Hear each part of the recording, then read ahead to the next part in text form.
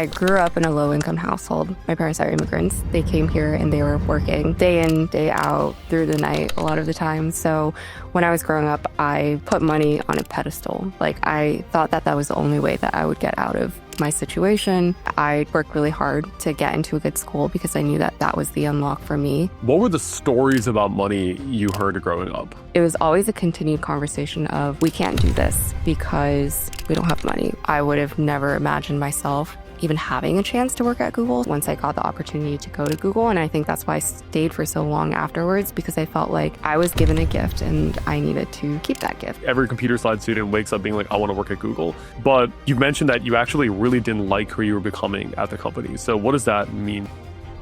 During the 5 years that I was working at Google, I lost a sense of myself because I lost what my passions were. Once you achieve that level of success, I looked up and I realized that I didn't really recognize the person I was seeing in the mirror. Did you have a long-term plan to stay in tech? I realized I don't like 40-hour work week and I don't like reporting to someone and doing work for someone else. Was there a moment where you tied it back to your lifestyle? This is the most depressed, miserable I've ever felt in my life. Back pains for me started when I was like 22, because when I first started working corporate, I remember the first month I started getting back pains. I had never had back pains before. At some point, I needed to just book empty meeting rooms, sit there, and just cry because of my back pain. What were the steps that influenced you to be like, the time is now? Oh, like, there's no more waiting. I'm going to quit my job. If I don't leave now, when is this going to end? 3, 2, 1, liftoff. Sarah, tell me the story of how you went from growing up in a lower income / unstable environment to Princeton, studying one of the most stable degrees, computer science. That's a really good question. I think my journey traces back all the way to when I was a kid, because everything that I've been interested in my life, what drives me, I think all stems from how I grew up. And I don't really like to talk about being low income that often, but I think it is so core to my story because that is where I framed my first kind of like pillar of what is important in my life. And money right now has a different meaning than it did for me growing up. But I grew up in a low-income household. My parents are immigrants. They came here and they were working day in, day out, through the night a lot of the times. And I think I just saw my parents struggle in a way that as a child, sometimes you learn a lot of lessons through watching your parents and how they navigate their life. And so when I was growing up, I put money on a pedestal. Like, I thought that that was the only way that I would get out of my situation, help my parents get out of their situation. And I think that was the main priority for me for a really long time until I went to college. I think because of that, I kind of shed a lot of what I liked as a kid, which is the creative, the arts. I really wanted to be an artist, a fashion designer. That was like a core thing, a core part of my journey, that I really wanted to be a fashion designer growing up. And my dad loved that idea. He always cut out little pictures that he would find in magazines and put it on my closet. But it was just never something that I treated seriously after a certain point, because I was like, there's not really money in art the way that there's money in something corporate. So I guess I changed my mindset around the time that I went to high school. I think that's where you start thinking about your career and what you can do as a person, and whatever cards you're dealt in life, you have to do the best that you can. And so for me, I worked really hard to get into a good school because I knew that that was the unlock for me. It didn't feel like there were that many options, to be honest, because I originally wanted to go to like fashion school.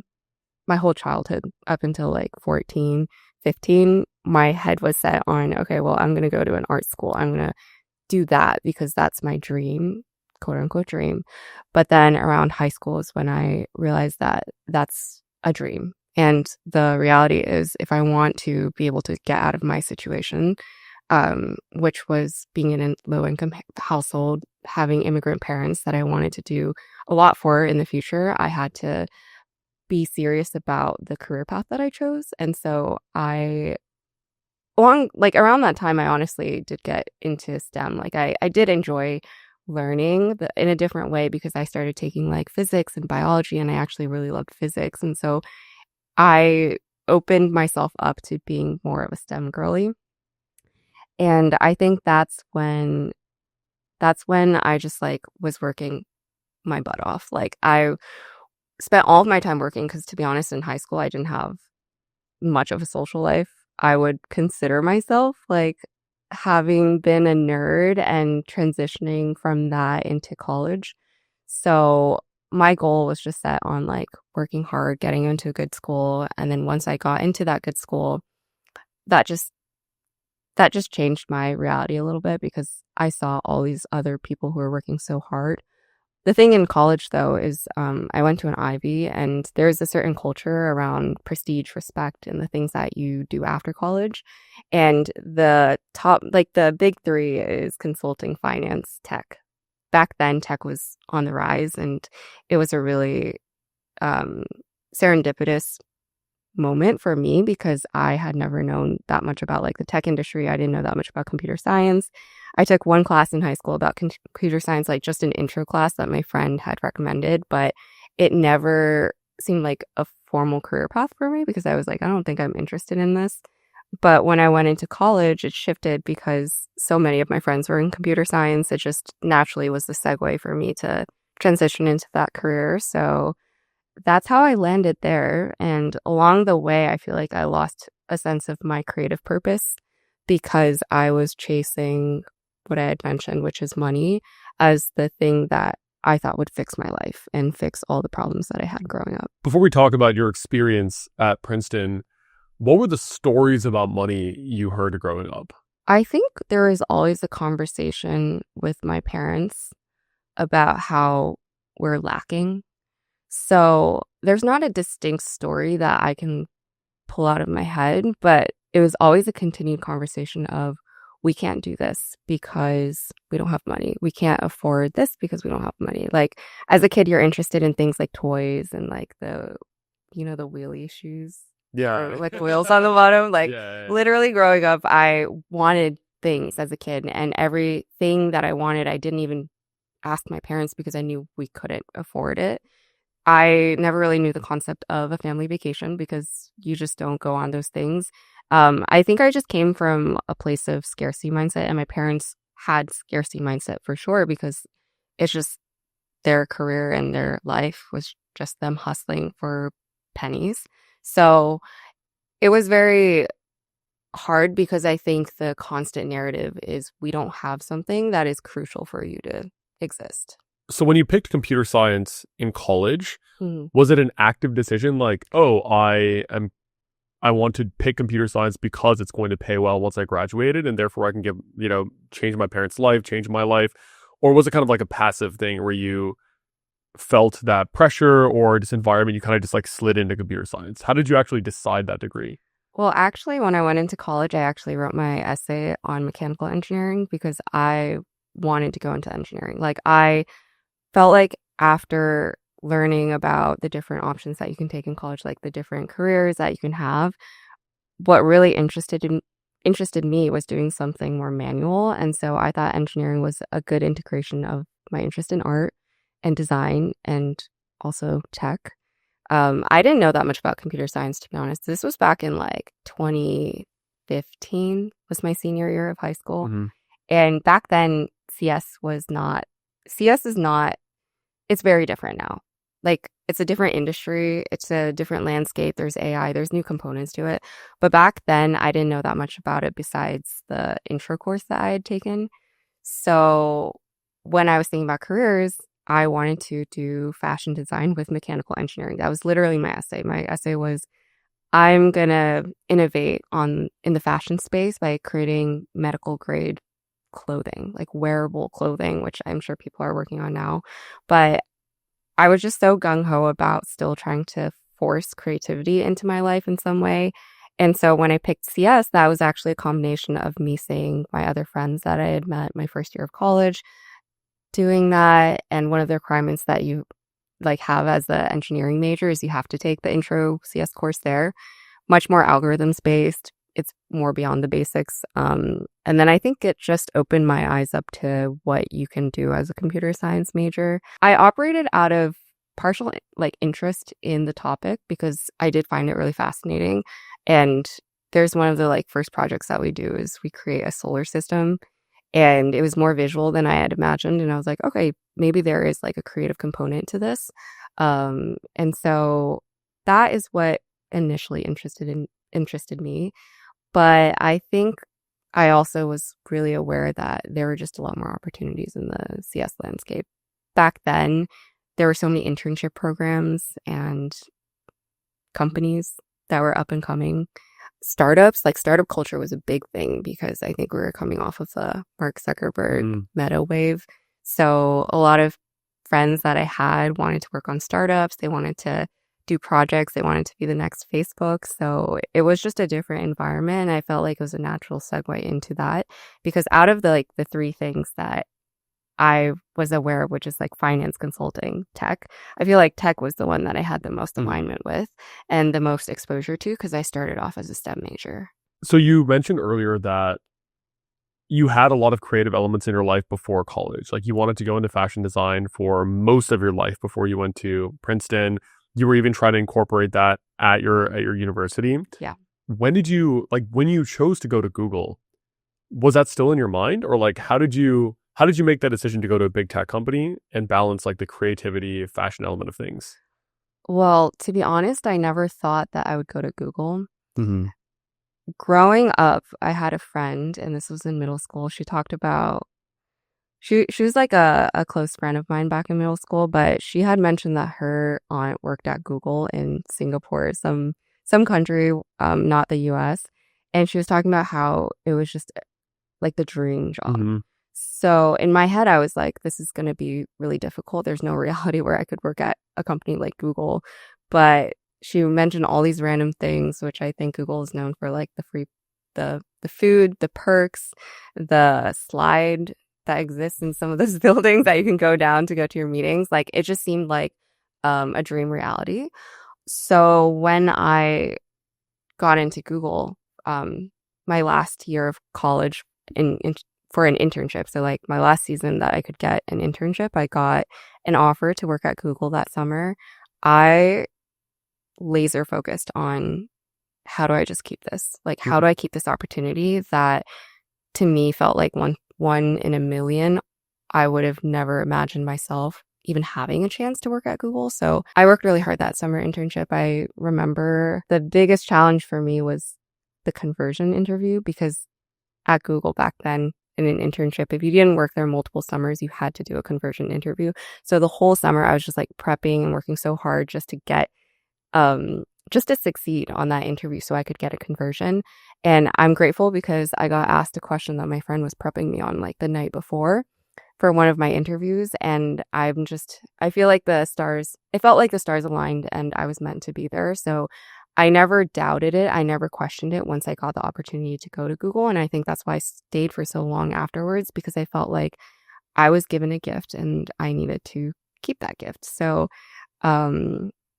I think around then, when I did my first internship at Google and then I got my conversion and then went to Google for full time, I didn't think about the creative stuff much anymore. It just like completely left my brain because now my focus was my career in tech because that is what I was given, the gift of Google. Yeah. Like you mentioned, a lot of people dream of working at Google. It's like one of those companies. In fact, it could be the company that's like the number one company. Every computer science student wakes up being like, I want to work at Google. Yeah. But you mentioned that you actually really didn't like who you were becoming at the company. So what does that mean specifically and what happened? That question's really interesting because it has nothing to do with the company. Mm-hmm. It might have to do with like the landscape of tech, to be honest. I think when I was working corporate, I didn't really have an opportunity to work on what I wanted to work on. And it's not that I wasn't on projects that were really cool. There were so many things that I worked on that are so cool. And I've been really grateful in my career to have managers and people around me that are supporting what I want to do and putting me on projects that I wanted to do or was interested in. But it's truly that I never got to exercise anything creative to the extent that I wanted to. there's things that I tried to do outside of my career. So I started up my YouTube channel around the time that I started working corporate. And this happened during the pandemic when I was back at home and I had nothing better to do with my free time. And I've started a podcast the last 2 years. I've taken up ceramics, but these are all so much more recent. And so when I started working full time, a lot of my day to day was just doing tech. It was coding, it was going to meetings, it was reading documents, and none of it was contributing to my self development. It was contributing to a career development for a career that I feel sometimes like I fell into. So during the 5 years that I was working at Google, I lost a sense of myself because I lost what my passions were. And it feels really fluffy to say that. Like, it feels really fluffy to say I lost my passions and my interests and hobbies. But when you don't carve out time for yourself to work on the things that you care about, whether or not it's art or, a startup project, you forget why you're doing everything that you're doing. There's a concept of the first and second mountain. The first one is a mountain that you trek in life where you're getting the necessities, you're getting the basics, you're earning the money, you're in the stable job that you always wanted. But then once you achieve that level of success, like once you've passed that peak, the second mountain is about fulfillment. And a lot of people find that they are stagnant, like they realize that something's missing in their life that they didn't focus on in the first mountain. But I feel like I passed that point maybe a year or two into the first mountain. I feel like now I had savings. I helped my parents buy a home, which is like a big thing for me. And that was a milestone that I had always wanted to hit. So when I achieved certain milestones for myself, I looked up and I realized that I didn't really recognize the person I was seeing in the mirror. That sounds really tacky, but it literally is like I didn't know what was motivating me anymore. Like once you start earning money, you're like, well, money can't be the only thing that I'm working towards, right? What is in it for me beyond the money and the status? And I think I never allowed myself the space to sit and think about it because I was always just busy working my day job, coming home, working on YouTube, working on my other projects that all felt like a career path and not really a hobby.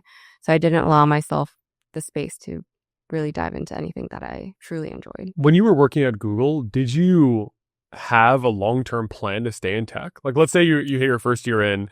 A lot of people who work in tech are like, okay, I'm going to grind. I'm going to get promoted. I'm going to hit mid-level, senior. I'm going to become a manager. I'm going to be a super high, like principal engineer, right? Staff. I'm going to keep getting like, promoted. I'm going to switch companies. I'm going to earn $1 million a year when I'm 35, right? At these big tech companies. Like a lot of people have that mindset. Did you always want to leave, or like what was kind of your like feelings going in? Honestly, over the years, I've had ups and downs of how I feel about tech, but also how I feel about my career. In college, I was actually really plugged into tech. Once I decided to do CS, I was part of entrepreneurship club. I was like doing just random entrepreneurship related things. There was one summer I was like in an internship program, but I was responsible for coordinating like virtual chats every single week with founders. And so I was very plugged into like the startup space. And so for a period when I first started my career, my goal was actually set onto like making a tech startup because that felt so familiar to me. That was what I was working towards in my head, having studied CS for so long. But I think I shifted that mindset around the 1 or 2 year mark because now I was doing YouTube, which is objectively a little bit more creative. So I started realizing that I wouldn't want to be in tech maybe that first year into tech. And I think it might have been also the sense of corporate. A lot of people actually express this when they first start working corporate, which is, wow, this is actually a grind and a hustle. It's not like the smooth sailing. You just show up, clock in, clock out. You get to live your life. You get burnt out. You get stressed. You get all these different feelings that are hard to navigate. And I realized I don't like working on that type of schedule. I don't like the 40-hour work week, and I don't like reporting to someone and doing work for someone else. which I will do. Like if I'm working on something, it's not like I only selectively pick the things that I like to do, but it's a feeling of I'm contributing all my time, my headspace to build up someone else's company, and that felt to me wrong. I kind of did have an inkling that I would always do something myself, like, or whether it's building up a business or creating, I don't know, like a fashion brand, but I didn't exactly know when that would happen. So when I was in Google for the first year or two, I was just still learning. I was like still learning what I wanted and still trying to understand what it felt like to be working there. And I got promoted early my first year. And I think that was when I was like, okay, I should lock in and try to climb the corporate ladder. So I think for a period after that, I was convinced that I would be a corporate girl. And I started at some point pivoting my YouTube channel into corporate tech content as well, like my work life vlogs. But then my life was just so tied to corporate. So there was a little bit of resistance that I had, but I kind of just buried it under the pretense of, okay, well, this is my life now, and how do I make the most of my life now? But the unhappiness keeps eating at you, like when you're unhappy and you're doing something that's burning you out, you just want to find an avenue out. And I think eventually it happened, but I did have a hunch that I would leave at some point. A lot of people who go for the big tech lifestyle, they have this idea that all they need to do is just get the offer. It's like, when I get that offer, everything's fine. And I felt the same way. I was like, I graduated in 2023, so things were like really tough in terms of the market and like offers being rescinded. I had my offer actually rescinded from Shopify. And then in that time, it was like, dude, I'm going to literally die if I don't get a tech offer. I was like grinding. I was like, I was doing literally everything I could to get an offer. Right. And then the day I got another offer, like 1 or 2 months later, it was one of the best days of my life. I was like calling my friends. I was calling my family. I was like, this is literally it. Like, I have a great offer. I have a job. I'm not going to graduate and move back in with my parents. Like, I'm fine. Right. But then I quit a year later. So, did you know you were going to quit? Like, no, not at all. Oh, well, okay. Actually, I knew that I liked YouTube more. And like, that was always a long-term vision. But I didn't think I was going to quit after like 1 year. Like, that's super fast. That is really fast. Yeah, like literally less than 1 year later, I'd quit. What was the catalyst for you quitting? So really what happened was I started the job. I liked it. Like, I enjoyed my, team members, coworkers, etc. Like, the company was fine. The lifestyle was good. But really what I was doing during that time was I was really locking in with YouTube. So I was grinding on my channel every morning for like 1 to 2 hours before I went to work. Yeah. Then during lunch, I'd spend 1 to 2 hours. Like, I would take long lunches just to grind on my channel. Yeah. And then I'd leave right at 5:30 just to go home and grind on my channel. Yeah. And really what it was it was this conversation with my manager at like the 8 or 9 month mark where he was like, yeah, like, I'm happy to give you a promotion this summer, but I just want to see about 10% more effort. So that means like, staying a little bit later, coming a bit earlier, like pushing more. And then I'm happy to give you like a promotion, which had been like, I don't know, at the company I was at like 20, 30K promotion, whatever. And then like after that conversation, I was like, wait, why am I not already doing that? It's because I'm actually putting all of my time and effort towards something I genuinely like doing. And then the calculation in my mind was, if I actually wanted to lock in and get promoted, I would have to cut back on YouTube. Like, there's no way about it. Like, the reason I'm not already locking in and I'm kind of doing like average, right, is because I'm spending my time doing this other thing. So what a tragedy it would be if I cut the thing I actually wanted to do this kind of like side thing that I'm just kind of coasting at. Yeah. Right. And then that was an equation in my head.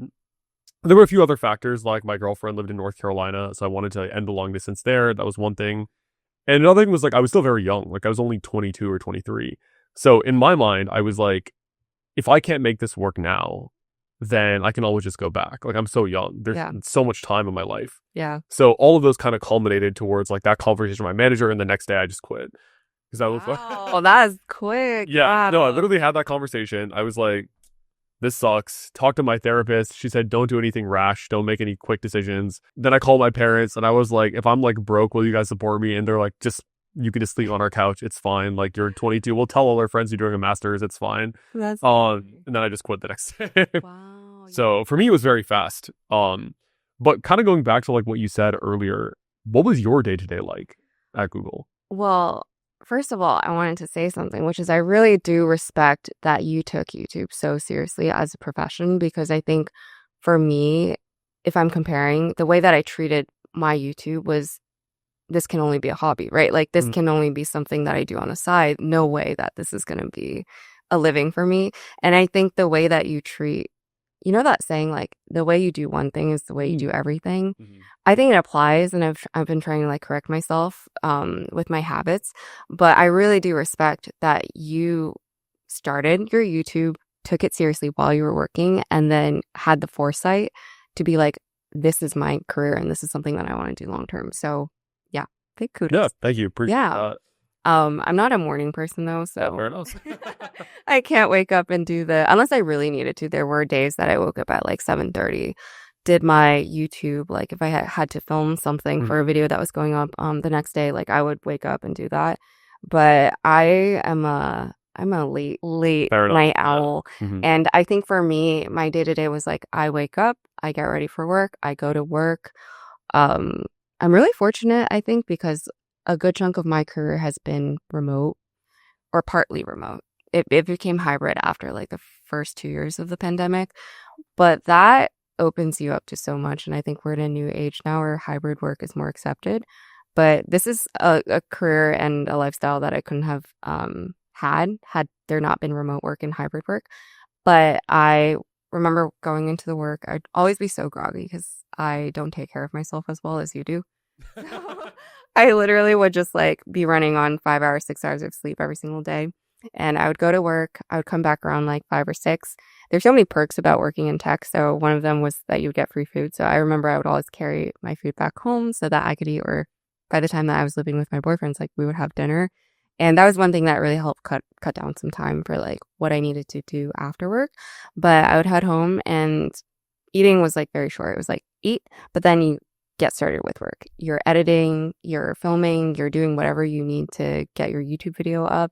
And I was actually pretty consistent. If there's anything that I think I've done well in my life is I think I'm a consistent person. And so I tried my very best for the first like 3 to 4 years of my YouTube career, posting every single week. Like I would not miss a single week. And that also meant a lot of late nights where I'm just spending the whole evening editing. And I had never really worked with Premiere Pro or editing software before. So I remember my first few videos would take 40 hours to edit, which was like a Wow, really that's long. crazy. That's a full work week just to edit your video. And I think it's also because I'm really perfectionist, like too perfectionist about like the stuff that I put out. So if I'm editing even just like a 10-minute video, it's like I have to rewatch it 50 times, you know, just to make sure I didn't miscatch something or not edit some specific part. And then I was very particular about small things like pacing and just like the most random things that you wouldn't even think about. But it took a lot of time to build up those skills, because when you're learning how to like cut things and how to shuffle things around, there's also keyboard shortcuts and different things that you have to look up YouTube tutorials for. So it was a lot of like learning during that period of my life, both in my career and my passion project on the side. But I think it became a little bit quicker, but all of my evenings were always taken up by some amount of work, whether it's editing, whether it's scripting, and all the behind the scenes for doing content, because sometimes people don't think about how much work there is behind the scenes. Like there's so much to set up. Like even my apartment, I had to spend time cleaning so that I could film in it. There's just random things like that. And once I started my podcast, which is called Soju with Sarah, and I've been running that for a year and a half now, which is the joy of my life. But I had to learn how to split my time. So I was doing some nights I was filming. So the podcast filming would go into like 2 a.m. sometimes because I would come home, but I would have other things to do, right? Like it's not like I didn't have a social life either. So I would sometimes be getting dinner with friends and coming home, editing a brand deal, and then I'd have to script out a little bit of my podcast and then film the podcast. So then it was a continuous cycle where at some point I was like, when is this going to end? Like, what is the light at the end of the tunnel if I'm just working day in, day out? I would work weekends too. One of my first big videos, like tech videos, and I say this now because I've already said it on other platforms and shared with my audience. I actually filmed it because I was so scared about filming during the work week, because I was like, I don't want to, like, these are separate things. Like my passion project and my work are separate things. So I remember I would film parts of like meetings and calls with my team for my first ever like day in the life on the weekend, because I don't look like that. Like on the week. I don't have Yeah. that much makeup on. I don't look so done up and well for my like work days. And so I remember that first one, I was like, there's no way I can film my actual work days. So I actually kind of faked it. And after I did that, I realized a lot of people do that too. Like they fake their work days. They go into the office on the weekends and film. But to me, it was just always work. Like if I would try to optimize and give myself breaks. But when you're also doing something that's a hobby slash passion project, you're thinking about it all the time too. So there was never a time in the last 5 years where I truly gave myself time to breathe. And I think that's what's been so different since I quit my job is I actually have time to think about what I'm doing and make more strategic decisions about where I want to take my life. All right, quick break. If you're trying to leave the 9 to 5 and build a business, this book has to be on your desk. $100 Million Money Models by Alex Hormozi. The whole $100 million series genuinely changed the game for me. It helped me nail offer structure, pricing, and packaging, and how to pick models that actually scale, not just sound good on paper. I credit this series to helping me build $1 million business in my 20s after leaving my corporate job. Now here's the fun part. I bought 200 copies to give away to listeners who want to start or level up their business. Here's how to get yours. You need to leave a review on Apple Podcasts or Spotify. In honest review, you can say whatever you want, screenshot it, and just email the screenshot to reviews@manazir.org. We'll then send you a link to claim a free copy. We cover the cost of the book, you just cover shipping. That's it. If you want the ultimate resource to get serious about your offer and revenue model, this is it. So just leave a review, screenshot it, and email us. There are only 200 copies available, so do this as fast as possible. All right, back to the episode. So you had a 5-year arc at Google. Yeah. When did you start your channel? Was it like right as you went into Google? Well, actually, it's funny because I started my YouTube channel, I want to say 2020. Okay. So pandemic happened end of 2019. I remember I had just moved to New York in August of 2019. And it was a couple of months where I had, I was in a flex apartment. So a 1-bedroom with a roommate. And then I had like the living room area, which was flexed out. And I remember I tried to film my first ever YouTube video there while I was living with her. It was so cringy. Like I had nothing to say. I was just like, I put the camera on and I was like, hi guys. And then I had nothing. But I literally I had that dream for a while. For college, I also wanted to do creative stuff. There was a point where my boyfriend and I had concocted this idea to do interviews of people with really interesting stories. Because, back then it was like, what is it called?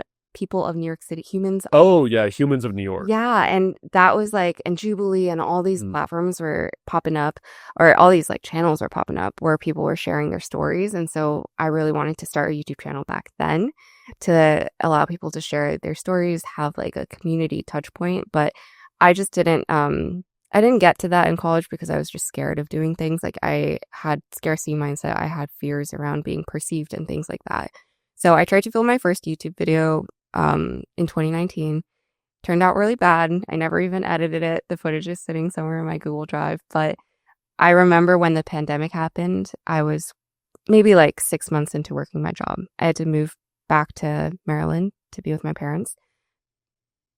I still had my lease on my apartment, but I just never went back. But I remember talking with my boyfriend a lot about wanting to do this one thing, which was YouTube.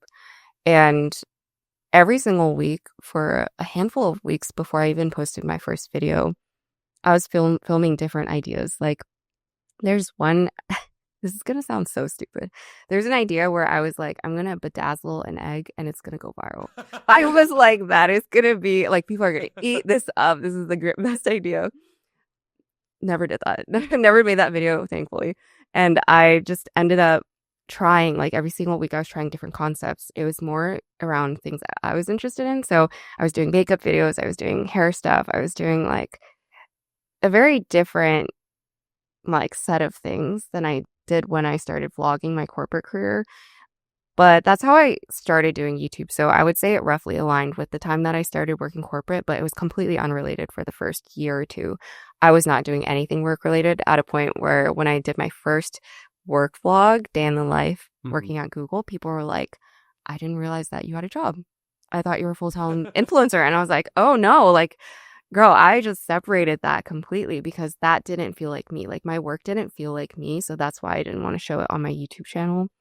the only reason it actually became part of my YouTube channel was because once I moved to New York and life picked up again and I had to go into the office, there's just not that freedom to spend time sitting for 5 hours to film a video, like a makeup tutorial or anything. So I had to do what I could with the time that I was allocated, and that just meant having to vlog more.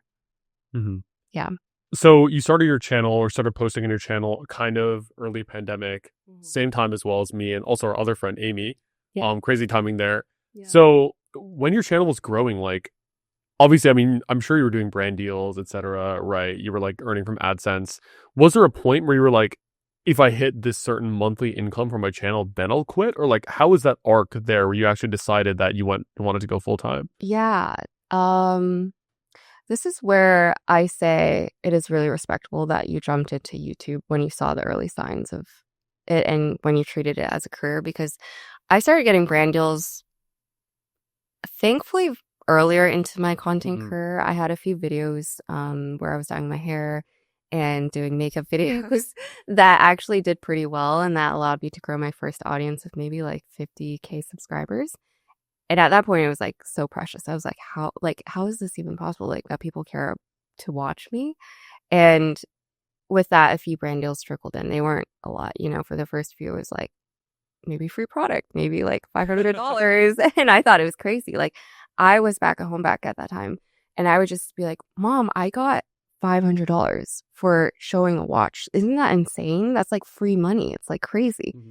Of course, I have to put in the work to like make the video and make everything, but it didn't feel like that because, like I had mentioned, I treated it as a hobby. So like, how can I even get paid to do my hobby? That's insane to me.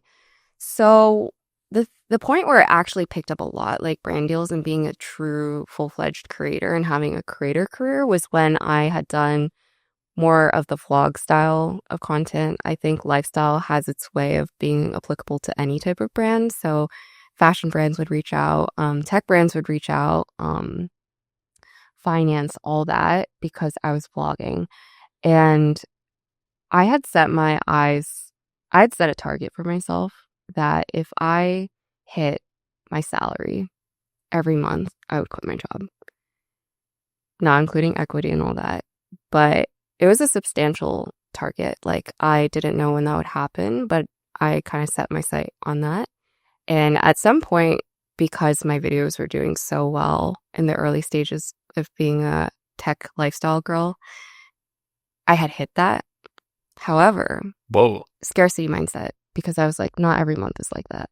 I don't know if next month I'm going to have this type of life. And granted, the creator economy and the landscape of being a creator has changed so much every single year. So the income that I receive every month is like this, And I can't, at that point, I couldn't say for sure what the next year would look like. So even when I hit a target and a milestone, my scarcity mindset would kick in. Like, well, but if you can still keep your corporate job, isn't that the better situation? So then I just worked both things like day in, day out. I remember I was taking on so many brand deals for a period, which I've since learned to like stop doing. Like if I don't have alignment with a brand, I won't work with them. If I don't have the headspace and time to focus on that, I'm not gonna, if I can't do my due diligence about a brand deal that I'm doing, I'm not going to do it. But back then it was just, okay, well, I shouldn't pass up any opportunity that comes my way. So I was taking up every single thing. As a creator, I think it's really like interesting because as a creator, I don't think I have any consistency in terms of money that comes in. Literally the last couple of months has just been like this as well. Wow. Yeah.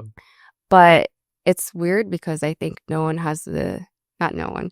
A lot of people don't have the social media literacy to know what a creator career looks like. So they see creators who are in mansions and they're like, they must be Nepo babies. But then it's like, no, you can make a substantial living off of being a big creator.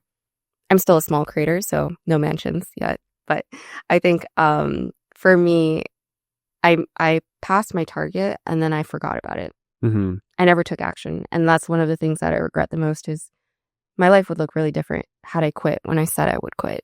Would I hit the target and the goalposts that I had, but I didn't.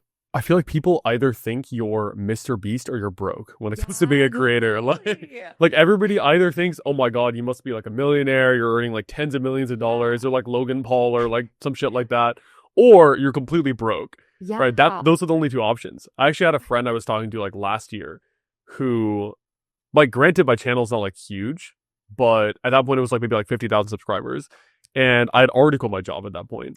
And then the guy was like, don't you have to have like 1 million plus subscribers to even make like a penny of income? Like, that's what this guy thinks. And then some other people are like, why don't you have like a Lamborghini right now? Yeah, no. Yeah, so it's crazy. And I kind of dislike it, because I feel like if you're not a creator, you actually don't know anything about what it's like to be a creator.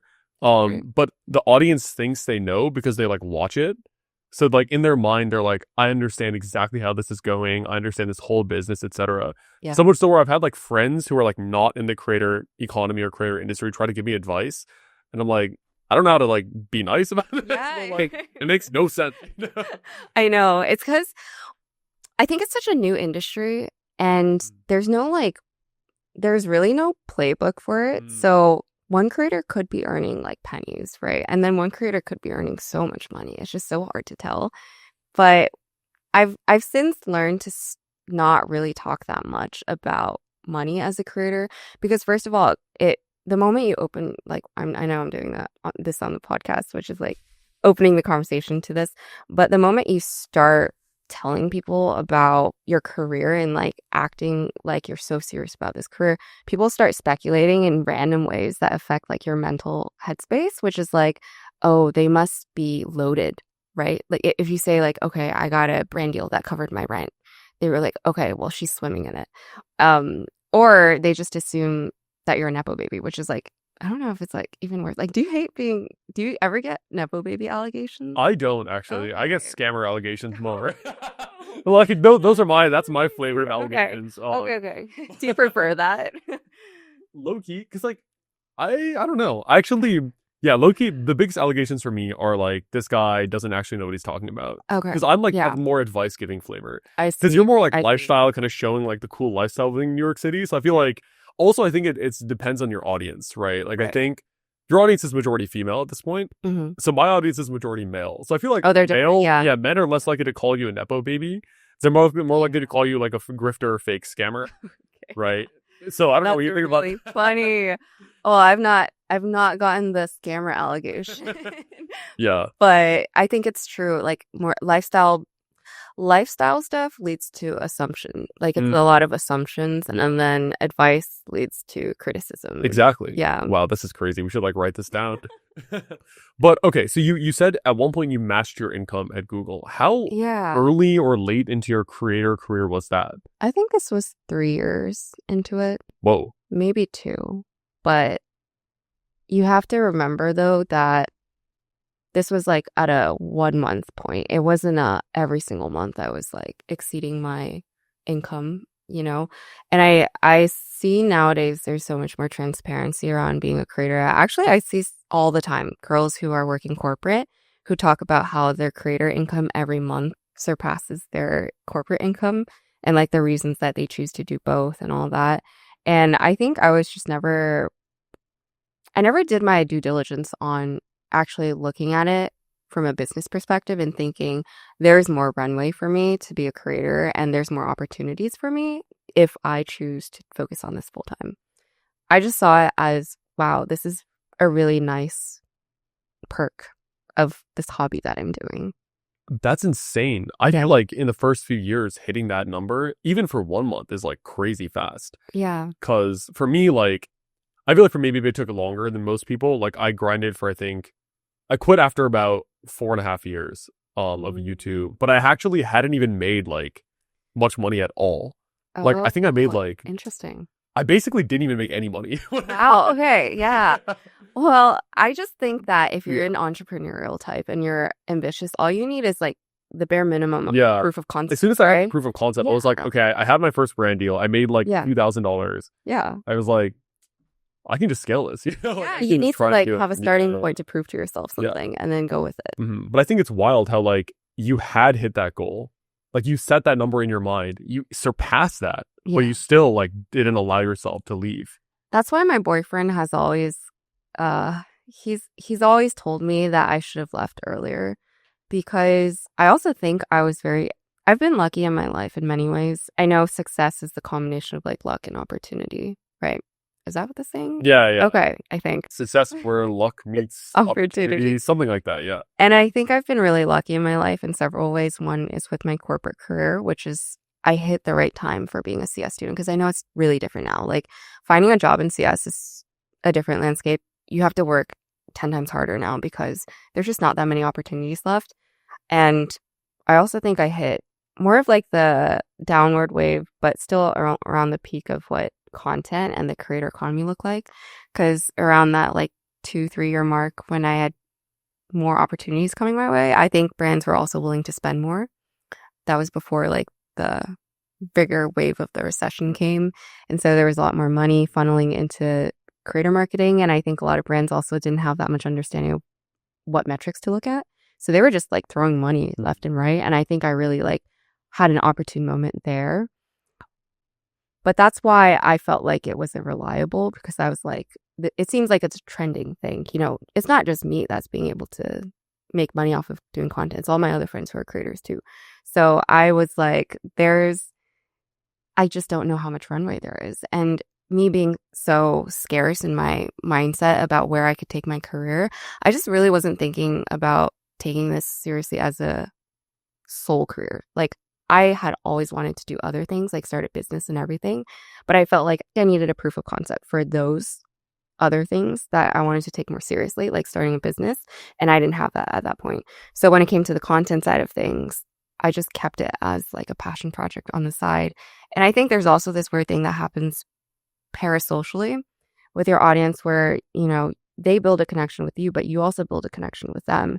And so hearing validation about how it was relatable and respectable that I was doing a corporate career and working as a creator kept me in it for even longer because I felt like, how can I disappoint the people that support me and support this specific thing that I'm doing, which is juggling both. So when you actually made the decision to quit, what actually encouraged you to like make that decision? Because you were already making like a substantial income from your content even years before. So like what actually encouraged you to take that step and decide to go all in?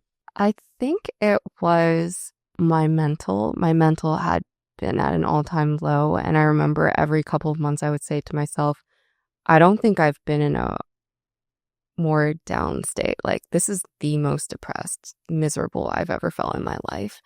And I've had a few waves of like moments in my life where my depression's just been so bad, like debilitating. But my body started shutting off, and the moment that your body starts telling you no is when you start listening for a lot of people. And I was like, I'm 20. This started like honestly, back pains for me started when I was like 22, because when I first started working corporate, I remember the first month I started getting back pains. I had never had back pains before.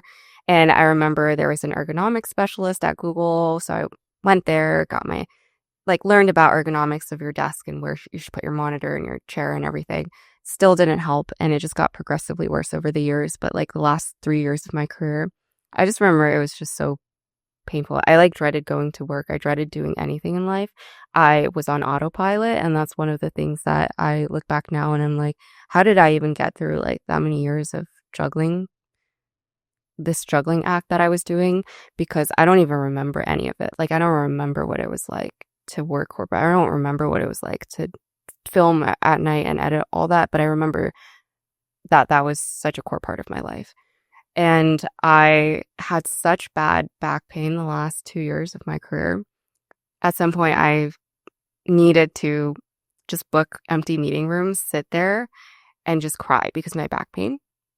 And it's weird to say that because what I think is like, I think I'm a healthy person. Like, I think generally I don't have any problems, which I'm really grateful for. But I was just so confused because I was trying things too, right? Like I was trying physical therapy. I was trying to work out more. I was trying to eat better. There was just nothing that fixed it. And I heard this thing recently that women carry stress in their bodies. Like women have a tendency to carry stress in their bodies in different places. I think Miley Cyrus said that actually. I don't really know. But Let's go. but I resonated with that because I was like, I I know this pain is caused by my stress. I know it's caused by my unhappiness. It's caused by my depression. It's caused by my mental state. Like I notice that I sometimes hold my breath like randomly. If I'm stressed and I'm nervous, I'm like not breathing and I have to remind myself to breathe. And I feel like there's just so many times your body tells you that you need to stop. And I've been just pushing that away for like so many years. And so I hit a breaking point where I was crying every day. My back was hurting so much. I was crying because of my back pain, but also because of my stress. I was just really miserable, but I'm really good at masking too. So socially, I think people thought I was just tired, but I was really depressed. Yeah. Wow. Hmm. So it was a situation where like you were feeling that pain physically and mentally, Yeah. like and emotionally, and it seemed to be compounding over time. So it maybe started at like a medium level and it was just getting worse and worse and worse and worse and worse. Was there a moment where you tied it back to your lifestyle and the fact that maybe you were not feeling aligned with what you were doing on a day-to-day basis? I think the moment that people medically were telling me, like doctors would be, I got a few x-rays, the doctor would be like, it doesn't look like there's anything wrong. But if you're feeling that pain, it could be mental. So that was like the first time I was thinking, okay, maybe it's stress related. And then I had physical therapists and I was in PT for like over a year, I think, with different PT therapists too. And there was never any improvement. And they were like, this is so weird. Like, such a weird case because we're doing everything that works on other people. You're so young. You shouldn't be having issues like this. And every single time, a program wouldn't work, they would be like, it might be mental. It might be stress related. This happens when people are stressed. And yeah, I remember, I think I can deal with like mental stress a lot because of my upbringing, but I haven't really had a point where I'd had to deal with physical stress. And this was a new experience for me. And I know some people have chronic pains and chronic illnesses, and I understand now how hard that can be because I still have back pain. It's just so much easier to manage because I am actually enjoying myself and my stress looks different. But back then it was just a new experience for me to be so young and have like chronic pain basically. So when did you actually like what were the steps that influenced you to be like, this is now, the time is now? Oh, Like there's no yeah. more waiting. I'm going to quit my job. Well, I waited a really long time. Every year since I decided I wanted to quit, which is maybe like 2 years into my career, I Whoa. gave myself a reason to not quit, Mm. So the first year was, okay, I'm going up for promo, so I don't want to quit. Mhm.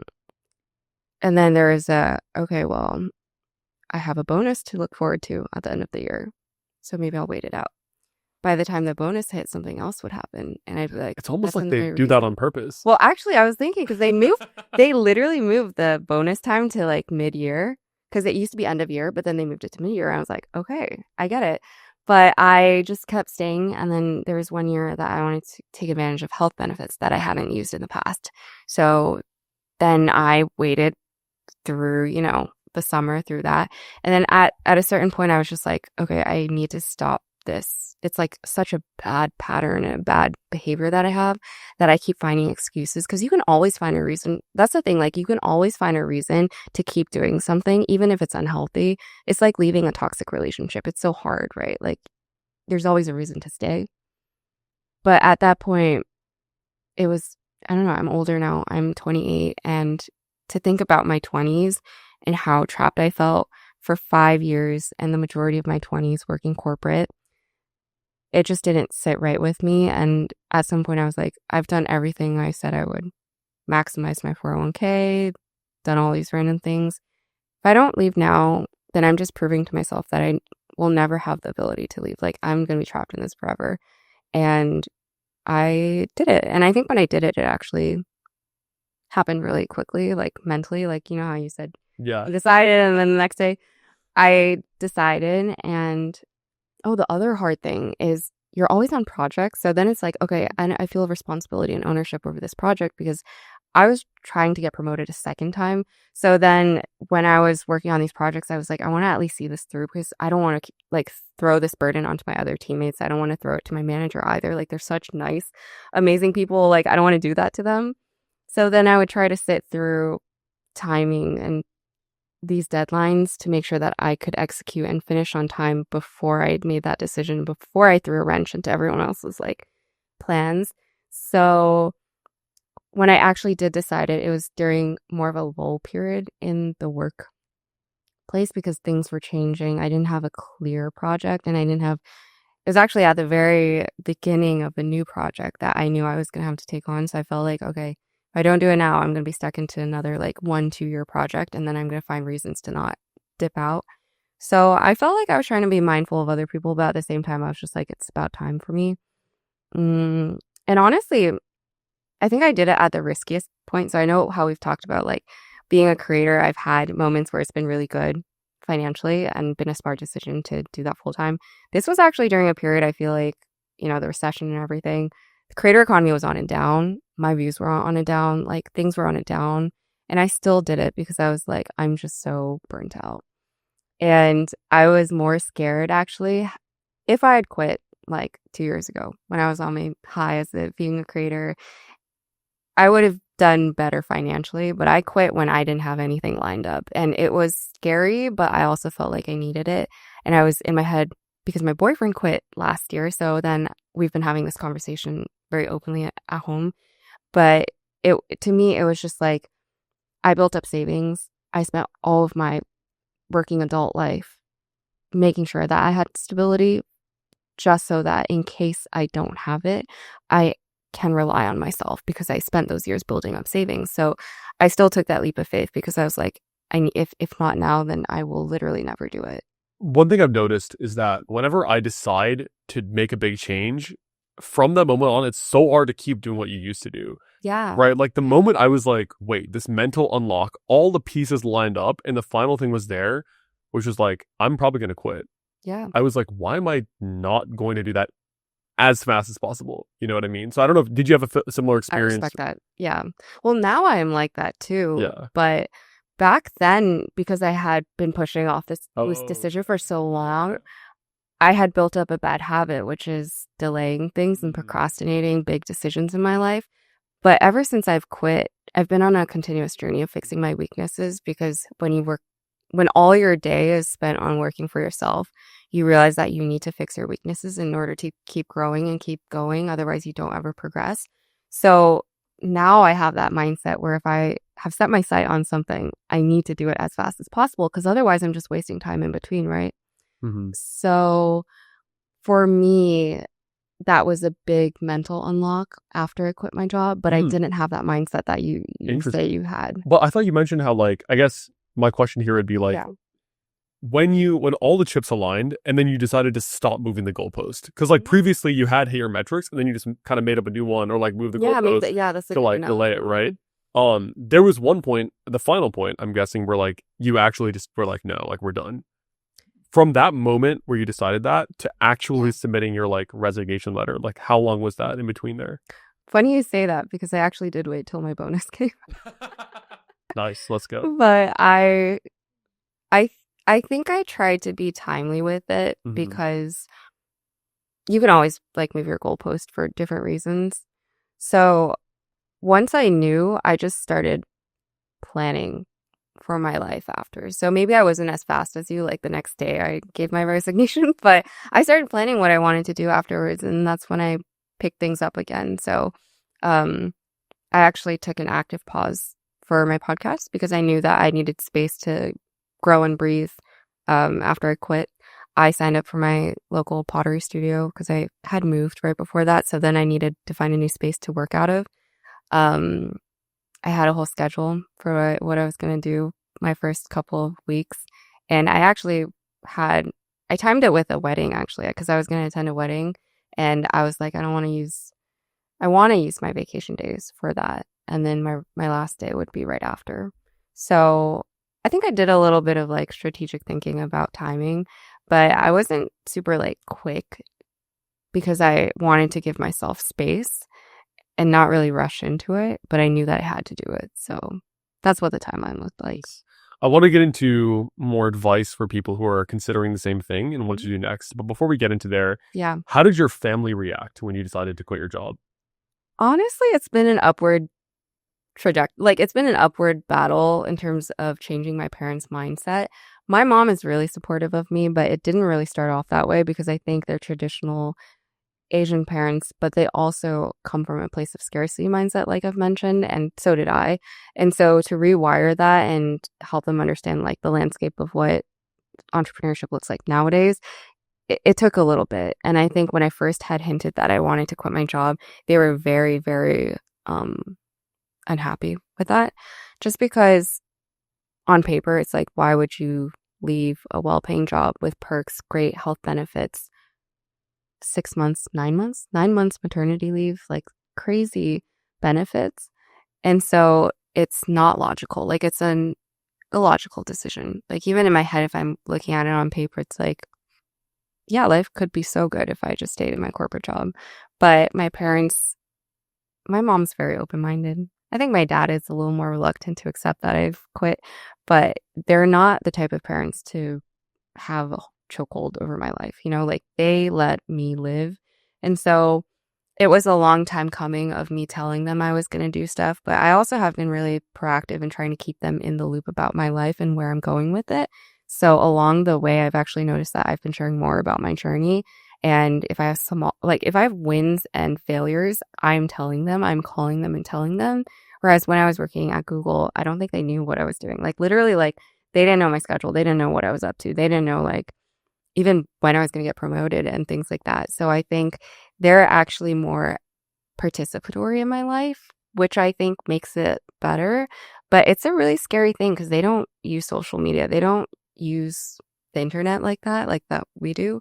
And for them to fathom a reality where I get to make money off of doing the things that I do is like unreal. So it took a lot of like conversations and helping them navigate me navigating my career. Yeah. So after you quit, what happened next? Like, what were the next few months like? Yeah.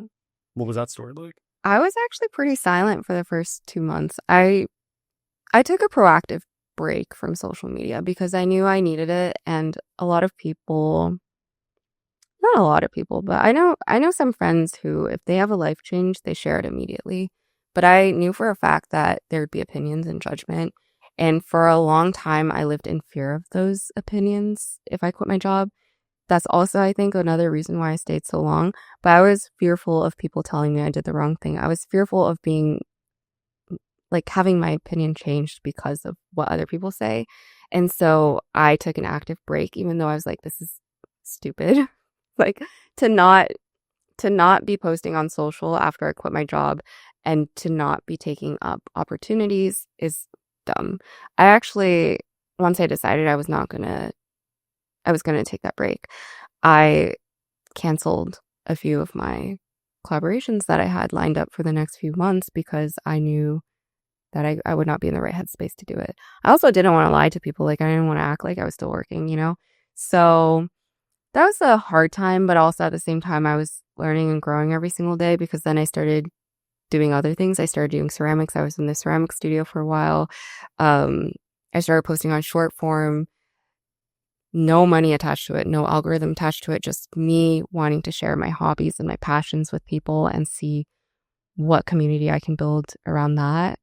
And things were slow, but I think they were really meaningful to me because it was the first time that I felt like I was doing any of this for myself because I started the YouTube channel wanting that to be for myself, but it became something else, right? It became for other people to watch. It became for the algorithm to consume for like random things like that. And I was just never doing things for myself. And so this first 2 months, I was just doing things for myself. I closed myself off to public opinions. I let myself learn. And I'm so thankful I did that because the type of person that I am, I'm easily influenced by other people. So I let myself grow for the first time because I was stagnant mentally for so long, working corporate and being online. And I let myself form opinions. And I felt like a baby crawling for the first time. It literally, like when you isolate yourself like that and then you stop all the things, all the workflows that you have in your life, you feel like you're learning how to walk for the first time. And I remember my boyfriend was also navigating his self-employment, which has also looked kind of independent and lonely, and just him trekking down this path. There's so much growth that happens mentally because you start realizing what your priorities are. You start forming more future oriented goalposts without the pressures of like reality. And I just want to say that it is an incredible privilege to be able to do that. When I was younger, I thought I'd work for the rest of my life because I need to make money. And to have those 2 months where I leaned onto my savings, I gave myself space and time to breathe. That's not an opportunity that a lot of people have. So I have to acknowledge that because it's privilege. Like, it's a privilege that I worked so hard in my life to build up for myself, but it's something I took advantage of because I had worked so hard for it. And so not everyone can do that, right? If you quit your job, for a lot of people, it's like, okay, I need to work on the next thing now. I need to like hustle and figure that out. And I took an active decision not to do that. And then I hustled afterwards. So There we go. Did you ever have this line of thought, which is, if things don't work out, I can just get a job again? Because that's what gave me courage to quit, which was like, it's not really like a lifetime risk. It's like a 1-year risk. People do masters all the time. I don't know if you did a masters or not. I didn't. But a lot of people do a masters and they blow like 100K on that too. So it's like, in my mind, that was my justification. It's like, I could take a year. I actually had a deadline for myself. It was like, because I hadn't earned any money, like real money off of YouTube so far. Right. So it was like, okay, March of 2024, if I don't make like a full-time income by March of 2025, I'm going to go back and get a job in corporate again. So for me, it was like a 1-year experiment risk. And that's kind of how like I sold it to my parents as well. Mm-hmm. So did you ever have that, or were you more like, this is a lifetime decision?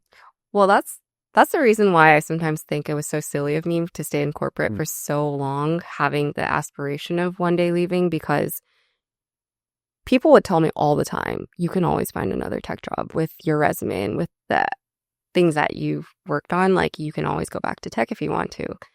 For some reason, I just didn't believe it. And I think it comes, again, from a place of scarcity mindset, mixed with imposter syndrome, that I always just attributed my successes to luck.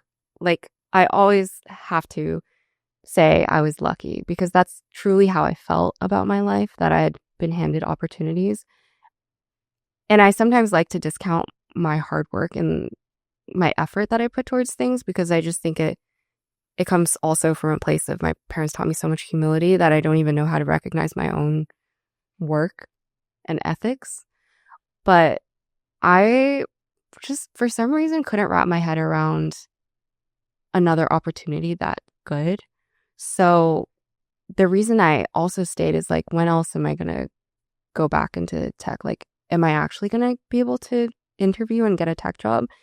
It's easy to say that you can, but like, to think about your skills and like how many years I've been working and not interviewing, I'm like, it would still be an uphill battle for me in my head.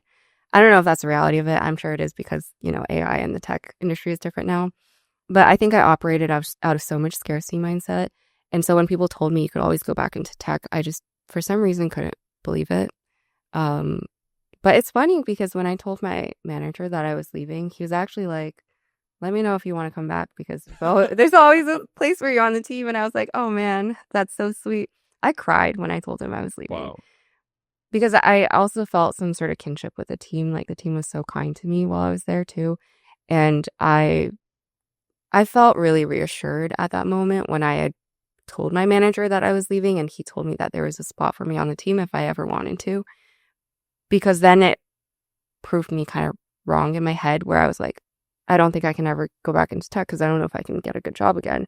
I was like, okay, at least I know I did my job well, to have like some form of like verbal confirmation that I always have a place back in tech if I wanted to go back. So I think my mindset has shifted a little bit since then, having that confirmation, but also doing what I do now and looking back and having time to reflect.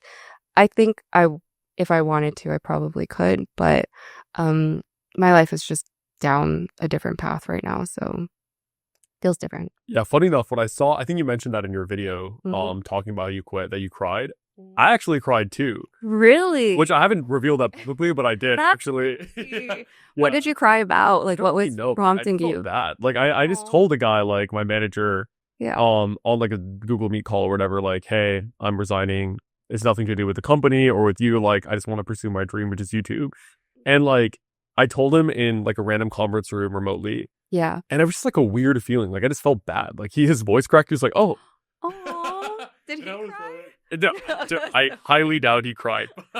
Oh But my like, God. then he was like, well, there's nothing up to say. We just hung up the call after 5 minutes. Oh. And it was fine. Like, it was a genuinely good experience. Like, I think on my last day, which was 1 or 2 weeks later, Right. he actually thanked me. He was like, hey, you've been like really great in this process. Oh, Like, I really yeah. appreciate the fact that you stayed here for a couple of weeks. Like, you've helped with the transition, etc. Like, no problem at all. But I did feel bad after I told it. Yeah. I don't know why. Yeah. I think it's because like, I think as humans, we're very reciprocal in nature. And he gave me like a week off when I was going through a tough time in my life. So in my mind, it was like somehow I associated that with like feeling bad about quitting because like Yeah. I like betrayed him or something. But it's pretty crazy like how our mind creates these like situations. And like looking back, it's so normal to quit a job. Like I've had employees quit on me too. You know what I mean? It's not fun, but it's like you got to do what's best for you. You know what I mean? Yeah. But I think tying back to something you mentioned earlier, I think there's a dark side of humility, gratitude, and luck. Yeah. Because I think everybody always talks about how like, oh, you got to be grateful. You got to know that like Yeah. privilege is there. Like you're so lucky. Everybody's so lucky. Like, you know what I mean? Or you're so lucky because other people don't have what you have. Right. And it's cool to be like, oh, everything I have is because of luck. And like, I'm so humble and stuff. But if everything you've done is because of luck, then you have no control. Yeah. So it kind of messes you up mentally. Because if you just wake up every day being like, I'm so lucky, I'm only here because of luck, then like you will never give up anything to get something greater. Yes. Because Yes. you have no control or trust in your own ability and skills to make something happen. Yeah. So I think more people should recognize that it is not all like sunshine and roses to be like, I'm so lucky, I'm so humble, I'm so grateful, right? Because it actually kind of messes your agency in the long term. Yeah. To be honest, I think my bad habit of attributing things to like luck also stems from now being in the public eye, because when you're so public, you have to be self-aware, right? Especially as a woman doing lifestyle. Oh, like if you don't say thank you for something, you're going to come off as rude.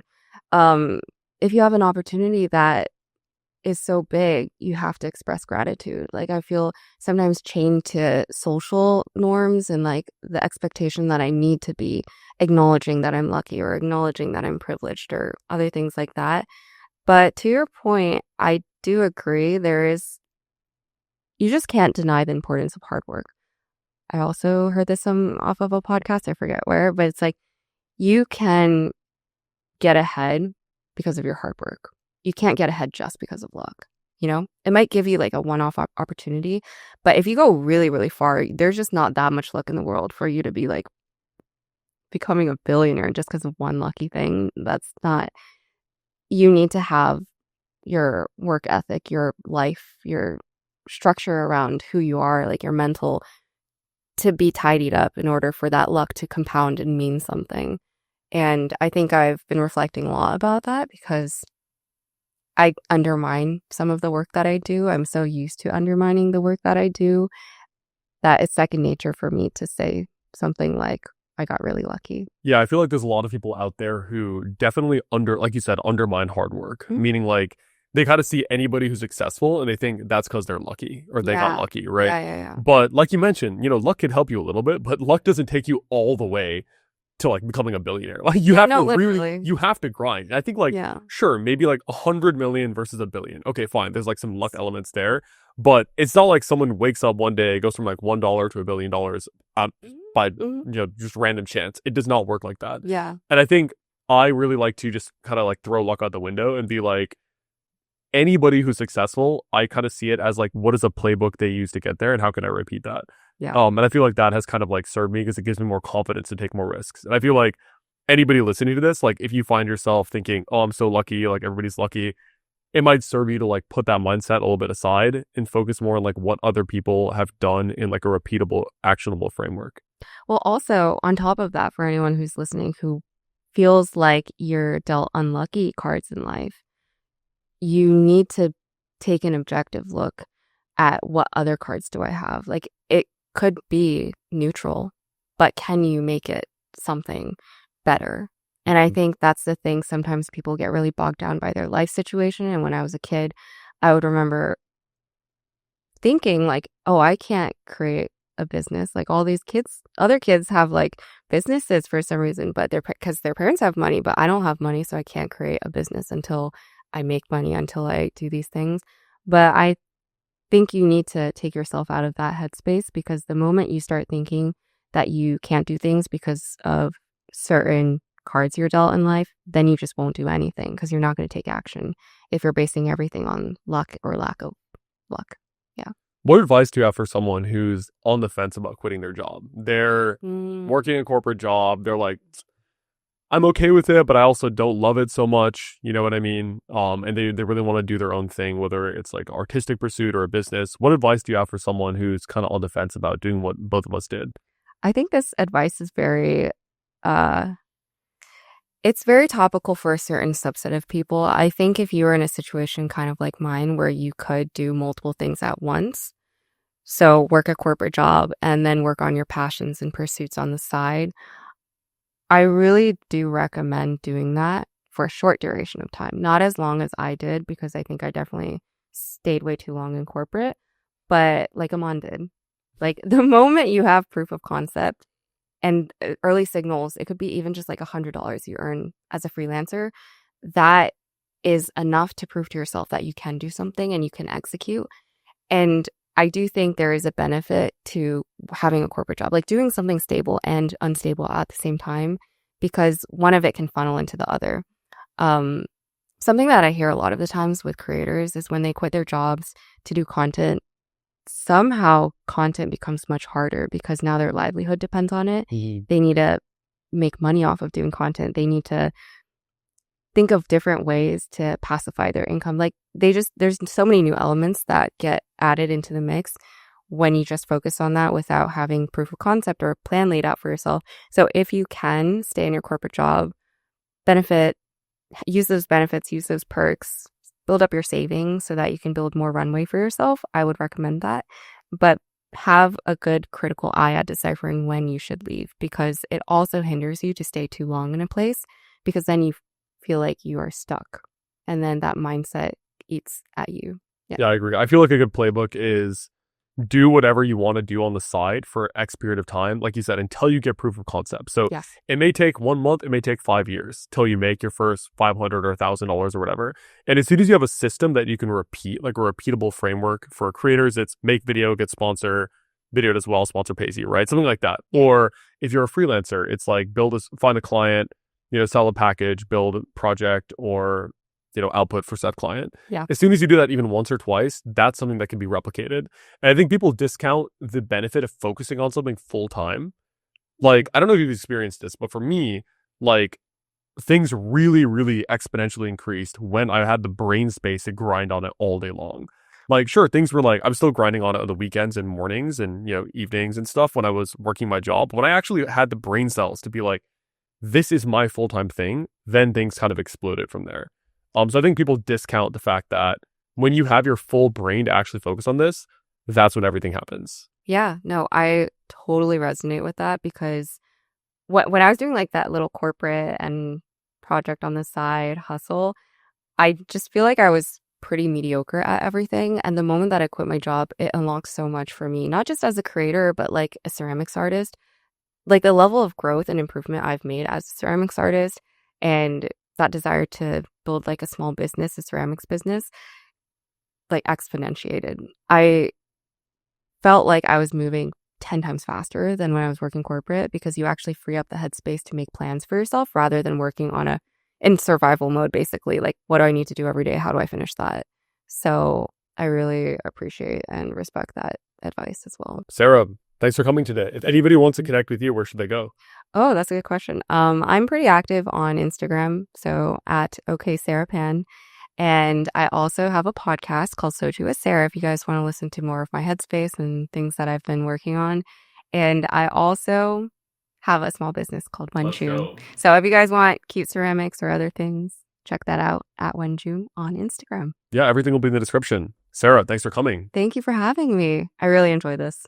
That's today's episode of Liftoff. Thank you so much for watching. Now, if you want early access to every single one of these episodes, head over to Apple Podcasts or Spotify or any other podcast app of choice and follow Liftoff with Aman Manazir. That's right, you can listen to every episode early on the podcast apps before they get released on YouTube. So make sure to go over and follow on Apple Podcasts or Spotify, turn on notifications, or check the links in the description. And finally, always remember, the night is darkest before the dawn. I'll see you in the next one.